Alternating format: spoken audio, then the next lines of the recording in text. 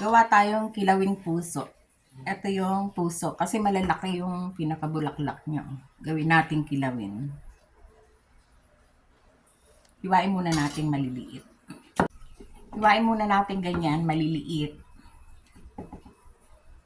Binanlawan ko na, tapos pinatulo. Lagyan natin ng asin. Tsaka natin lamasing maigi para maalis yung dagta at tsaka hugasan. Magkikilawin tayo ng bulaklak ng puso ng saging. Eto, magigisa na tayo. Sibuyas, kamatis,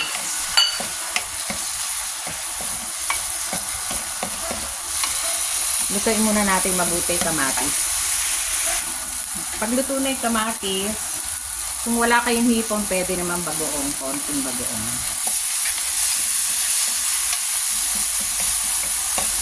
Konting patis, at saka paminta.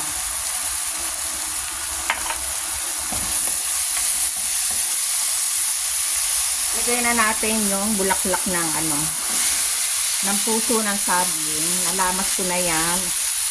Ilamas ko sa asin, saka nugasang mabuti. Ito na siya. Takpan muna natin.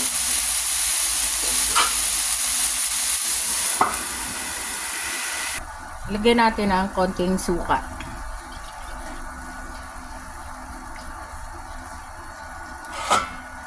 Huwag munang hahaluin.